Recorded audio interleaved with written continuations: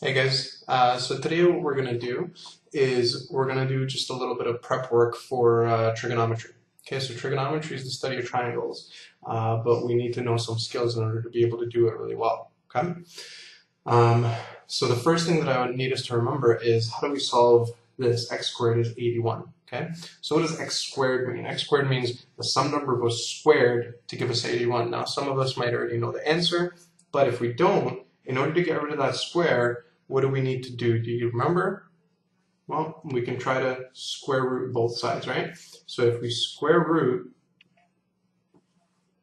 both sides, then the square root and the square cancel out. And what we end up with is x. And square root of 81, we can put into our calculator, okay? And it'll give us the answer, 9.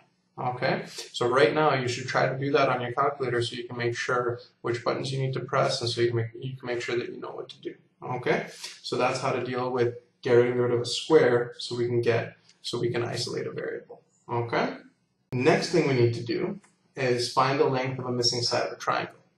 Okay, so right now we should notice something special about this triangle. Okay, and it's the fact that it's got this marker right here. So what does that mean? It means it's a right angle triangle. Okay, so a right angle triangle means that we can use a special formula to try to figure out that missing side. I'll call that missing side x. Okay, so we can use the Pythagorean theorem. All right, so Pythagorean theorem says we take the two sides that are perpendicular to each other, right? So we say 8 squared plus 6 squared. We square them and we add them up, and that'll give us the hypotenuse squared, right? Remember this thing right here is called the hypotenuse, okay? So 8 squared plus 6 squared gives me x squared. Okay, so two sides squared added together gives me the hypotenuse squared. So on our calculator again, we can do 8 squared, that's 64. We can do 6 squared, 36. So 64 and 36 is 100. And now we've got x squared, so what do we do to get rid of that square? Well, we can use our square root button on the calculator, right? So x is going to be the square root of 100, which is 10. Okay? So the length of the missing side is 10. All right? So if at any point here you're not sure what I did or why I was allowed to do something, go back, rewatch it, or write yourself a little note and ask me.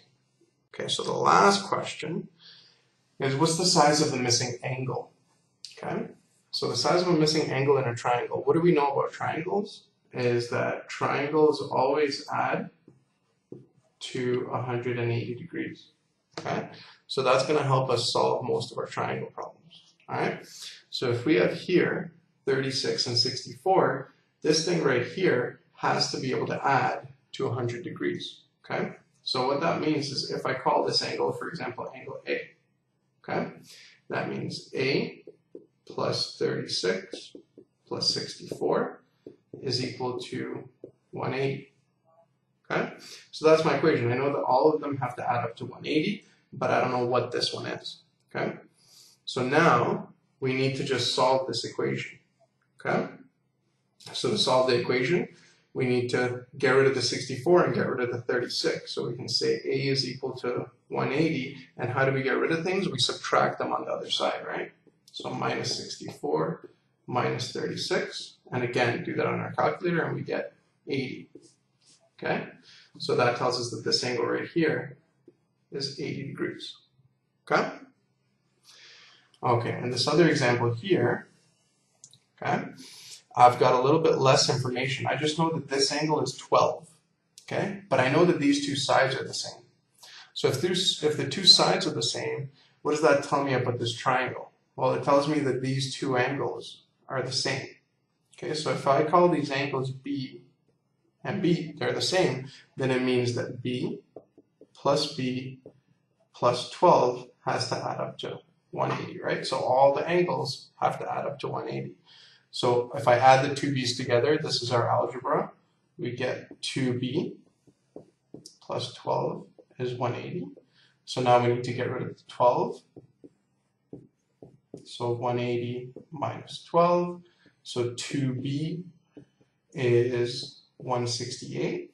So now how do I get rid of that 2? I divide by 2. So that means B is 160 divided by 2, which is 84 degrees.